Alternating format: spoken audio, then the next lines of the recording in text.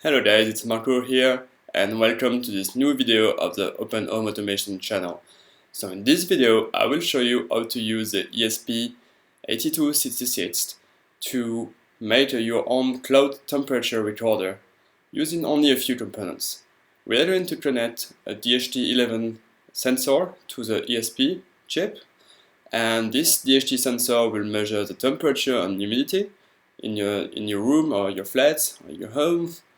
And then we will see how to configure the chip so it continuously sends data to the doit.io service. And finally, we will visualize this data from the cloud using freeboard.io. So let's start right now. So we are first going to see what components we need for this project. So the first thing we will need, of course, is an ESP chip. So for that, I will use the Olimet ESP module. It's quite nice. There's a lot of memory, all the pins available, as you can see, built-in antenna as well. But of course, you can use any ESP module. It will work just as nice. Then we will need some kind of sensor because we want to send data to the cloud. So for that, I will use a simple DHT11 sensor. You can use a DHT22 sensor as well. After that, we will need a dedicated power supply actually. So we will need this because the ESP chip consumes quite a lot of power when it's using Wi-Fi. So we need this kind of breadboard power supply that you can directly plug to the mains electricity, and this one can deliver 5 volt or 3.3 volt, which is what we will need here. And then you need the usual a breadboard, some jumper wires as well, and finally you will need an FTDI USB converter like this one, which we will use to actually program the ESP chip. So it needs to have things like power supply, but also serial communications, really to interface with the FTDI interface of the ESP board. Alright, so now I'm going to show you how to assemble all that. So it starts with a breadboard, and then just place the ESP chip somewhere like in the middle. Then you need to place the breadboard power supply that I showed you before. Just place it just like this. Alright, perfect. Then you can place actually the DHT sensor just like that. Basically now all the components on the breadboard are placed. So the next step is to connect the power supply. So as I want to use these two power rails here, as you can see there's already VCC and GND, I will simply place two cables like this, and I will connect them to the power supply of the chip. Alright, then I will take another cable to connect the chip enable cable. So this is a pin that always needs to be on the positive power supply level. So I'll just connect the pin from here, going to this chip enable pin. So now I will connect the DHT11 sensor. So to connect the DHT sensor, I don't need actually a lot of cables. So you need a cable for the signal, which is on the pin number 2. You need a signal for a cable for the VCC, which is just here. And finally you need a cable for the ground, which is a 4th pin on the sensor, just like here. So again, ground goes to this rail, power supply to this one, and then we will connect the signal pin here just to the last pin on the board, which is GPIO 5. Okay, so finally the last thing we have to connect, which is the most difficult actually, is the FTDI converter. So as you can see, there are a lot of cables going from this board, right? So yeah, just be with me. So the first thing we'll connect is the ground of your converter, and of course I can show you both, so you have to look on your board to know which pins you are connecting.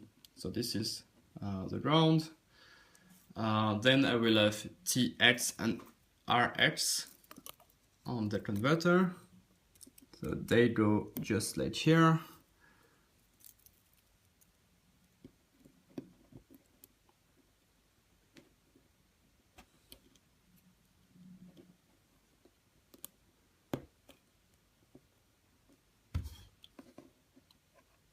And finally, you have two last tables, which are DTS.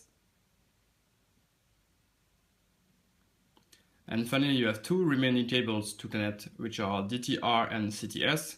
And they just go, one goes here.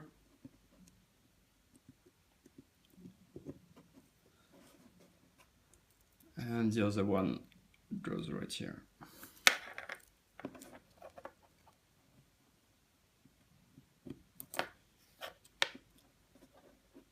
Okay, so now my FTDI cable is fully connected. And of course, you can refer to the article corresponding to this video to get the full schematic, so you don't have to hesitate about where to place the different cables.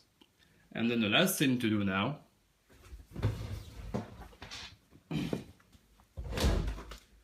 is actually to connect the power. So make sure that this little switch here is placed to off, and that this one here is put to 3 volts, so 3.3 volts here, and not to 5, otherwise it will damage the chip. And then just jump with the power.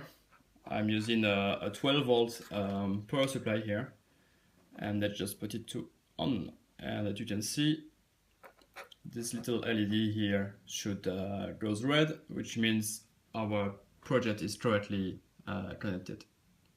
Okay, so now we are going to see the code for this project. So I already opened it in the special version of the Arduino IDE for the ESP chip. And of course you can get all the information about how to get this IDE, where to find this code. You will find all of that in the corresponding article on the Open Home Automation blog. So the code is quite simple actually. You just need this ESP Wi-Fi library here and the DHT library as well. And then here you create the DHT sensor. Here you will have to put your Wi-Fi network name and password. And after that, basically what it does is it's connected to your Wi-Fi. Then when you have a connection, it's connected into this duit.io website that I mentioned before. And it reads data from the sensor.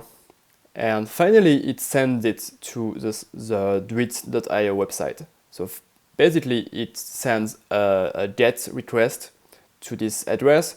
And of course, here I define the name of my thing on duit.io as my ESP 8266, but you can of course change that to your own name.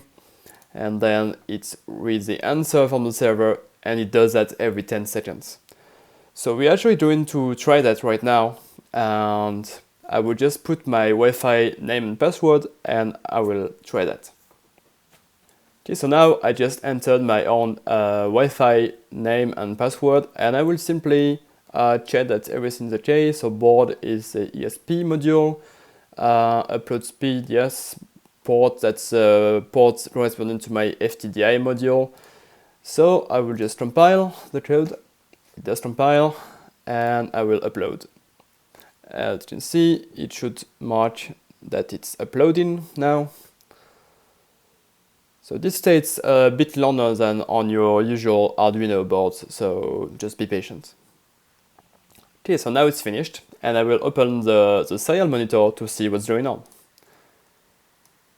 So as you can see, it's connected to my Wi-Fi network, and it's connected to the network, to duit.io, and if you can see this succeeded by tweeting the tweet with thing, and at the end you will have your data. Oh, it went a bit fast, I will show you again. Data is here, temperature 23, humidity 33, which is correct values, I guess. So it means it's working, and we are not sending data to Dwi.io, so data is continuously loaded in the web. Well, this is good, but it's not good enough. So what we want now is to really visualize this data in live from a dashboard. And for that, I will use a website called freeboard.io, which really works well with Dwi.io. And I will show you how to integrate these two so you can just visualize data right on your browser. So first we need to add a data source. I just hit add, select data is Dwi.io. Name is data, I don't really care. And scene name, that's important. And remember before I used my ESP8266 and I will just save that. And now you can see that this data has been updated just recently. So it means that the integration is working. So now I will add let's call it pane, and in that I will select a widget. I will try to set a gauge. First one I will create is for the temperature. So temperature, the value of the temperature field, I will link it to data source, data, temperature. Units are in degrees centigrade, minimum, let's say 0 to, let's say 40. Save, and I got my measurement right over there. So now I can do it. It's the same for humidity, add widget, gauge, title, humidity, value would be same data source, but this time humidity field.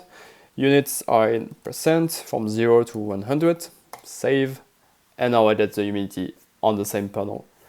And of course, that can be open from anywhere in the world. So if you are at the other end of the planet, you can also monitor your project as well. So that's already the end of this video, guys. I really hope that you enjoyed it. You can, of course, get all the details on the Open Home Automation website. You will find all the schematic, the code as well. And of course, please improve this project. You can, for example, have multiple boards and display them all into this dashboard. You can also, for example, connect more sensors to the board and also have them here. So really have fun and experiment. And thank you for watching this video.